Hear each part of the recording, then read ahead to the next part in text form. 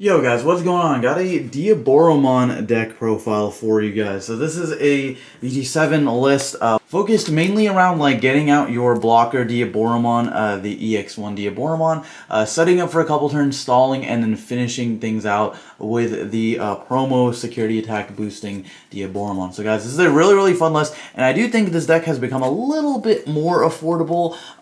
This card in particular is really the only expensive card, but because these are now available as DigiFest stamped cards, I think they're a little bit more accessible, so hopefully that means more people can build the deck and play around with the cool playstyle that is Diaboromon. So let's go ahead and get into it for the Digi-Eggs. Just playing 4 copies of the BT5 Sumimon and then 1 copy of the BT2 one. I think in this particular build, the consistency is more important. I think I value that over the 2000 boost, although this is nice for the most part against like the hybrid decks and the meta now. The 2000 boost, you don't really need to have a Diaboromon at like 20,000. this is probably enough, and I think I value the consistency a little bit more as far as that goes. But then for the main deck, for the Digimon themselves, we're playing, of course, 12 Caramons. Basically, like everything in this deck is unidentified. So playing 4 copies of the Searcher Caramon. This guy is really great because he's a potential +2. You get to play him, reveal top 5, added unidentified, which is basically any of the evolution lines, including Armageddonmon, as well as an Arata Sonata to your hand. So potential +2 is nice, setting up for your Arata plays the following turns. And then for the other Caramons here, of course, playing the draw one, the BT2 Caramon, where when you do play a Digimon with the same name as this Digimon, you get to draw 1 card. So potentially, if you're spawning multiple Diaboromons at the time, this effect is not once per turn, so you can declare this multiple times, drawing X amount of cards equal to the number of Diaboromons you play at that time. So it could get pretty crazy drawing 2, 3, 4 cards off of this effect. And then for the last one, just playing 4 copies of the EX1 Diaboromon. This says for each of your Digimon you have in play with the same name as this Digimon, this Digimon gets plus 1,000. So if you've got like 1 Diaboromon token plus this stack, you get 12,000, etc. So this is nice, mainly just because you want to evolve these guys in your breeding area and you want to play this guy on field. So I think 12 is a pretty solid ratio, especially with all this searching and drawing you're doing in the deck. And of course the mulligan rule as well, if you guys are playing with that. So then for the champions here, we got 4 copies of the BT5 Kurisarimon. This one is probably the best. This one plus the memory gainer, but this one has 2 really great effects. First of all, when Digivolving, if you don't have an Arata in play, you can just play one straight up from your hand for free. So that's really crazy. Sets up really nicely with this Caramon here. You can like turn 1 play this, turn 2 Digivolve, play your Arata, and then gaining the memory off of that is really important. And then of course the broken effect is that all of your Digimon with the same name as this card get rushed. So anytime you have a Diaboromon in play, whether it's a token or whether it's the regular Diaboromon, or I mean even in a case like in a very niche case, if you've got enough memory and you've got like an Infamon on top of this, and then you can like play another Infamon basically as like a rush target, like as a promote or something, and then and go for game like that. But this guy's just really crazy, being able to give all of your guys rush. And then for the other Kurisarimon ones, of course, the other really broken one, because he's not once per turn, is the 4 copies of the memory gainer from BT2. So this guy says when you do play a Diaboromon, or again just another Digimon with the same name as this stack, gain 1 memory. But of course that's not once per turn, so you get to basically like play Diaboromon, gain memory, play Diaboromon, gain memory. So you get to gain X amount for the number of times you play a Diaboromon. So being able to, like, a lot of times if your opponent like puts you to 1, you can like evolve a Diaboromon, like spawn a token or 2, and then go back to 0 because of this guy's effect. It's really crazy. There's a lot of ways to gain memory in this deck. And then lastly for the champions, just playing 3 copies of the EX1 Kurisarimon. This guy is really crazy because you get to basically unsuspend one of your, like this Digimon, if one of your other Diaboromons is deleted. So for example, if you've got like a Diaboromon in this stack, what you can do a lot of times is you can like swing with this, check a bunch of security cards, like swing with a token, your token dies, this unsuspends, check like the rest of your opponent's security.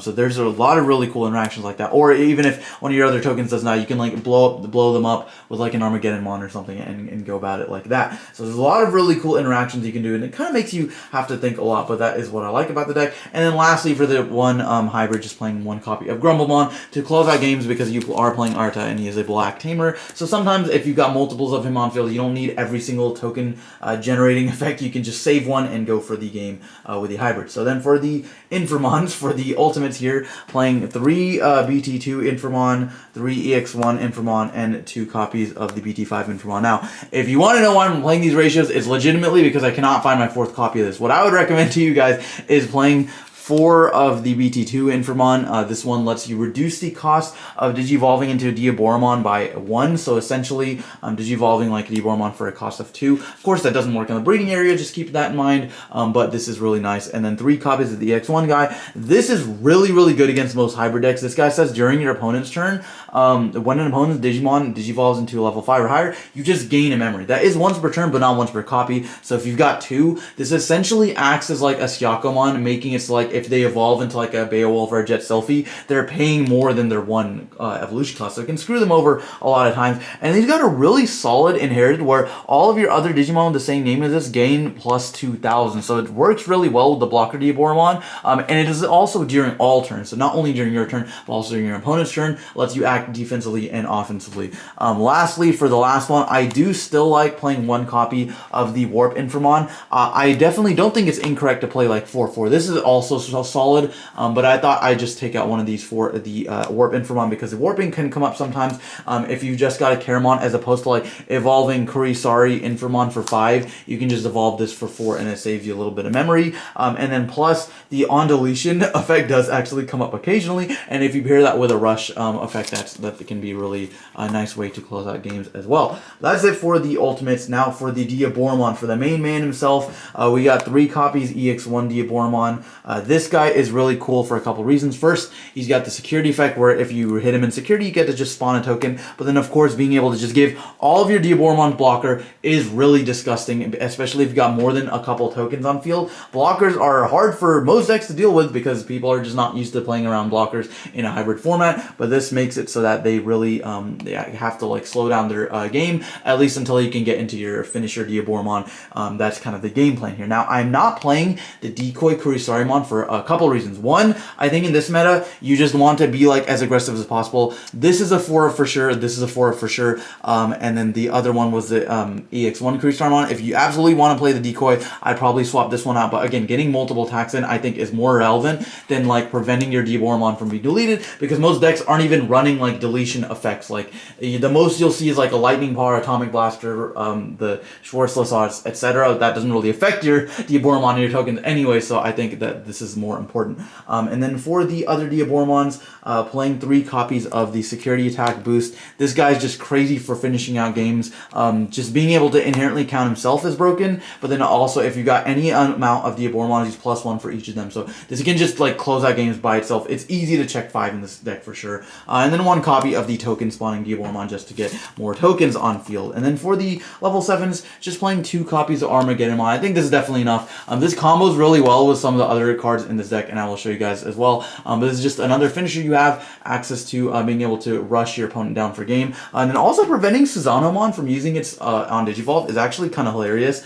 Most people aren't aware of that effect, but you can do that as well. Playing him for 3 is really, really crazy. Now for the Tamers Option cards. Of course, playing your 4 copies of Arata Sanada.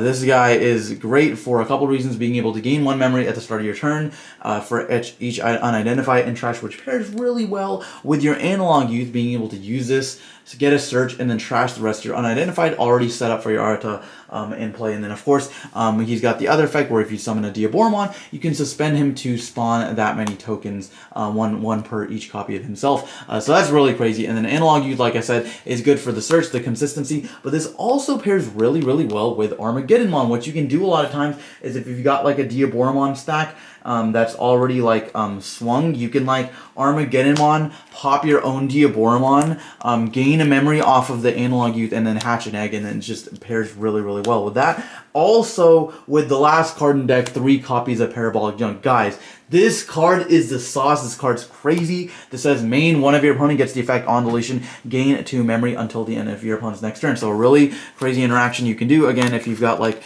this setup, you can like Parabolic Junk your Diaboromon, play this for 3, pop this, gain 2 off this, gain 1 off this, essentially making this a 0 cost, hatch an egg, go for a rush, and it's just really, really crazy. Parabolic Junk, even if you don't resolve it with a Diaboromon, you can literally just like have a rookie that you don't need, Parabolic Junk this, swing into security, and then just gain 2 for free. So this card is literally just like black blinding rate. I honestly want to like bump this to 4. I think this card is so like crazy for so many reasons, and then especially against like other matchups like purple and stuff, it basically nullifies Rebellionmon, which is kind of a big problem for this deck as well. But anyways, Parabolic Junk, just absolutely crazy. But guys, that's going to do it for this video. Let me know what you think down in the comments about Diaboromon. I think this deck is a lot of fun, and I would highly, highly recommend you guys try it out with the new combo pieces with being Parabolic Junk, Analog Youth, and then, of course, if you got access to the security tech boosting Diaboromon, that is also nice as well. But guys, that's going to do it for this one.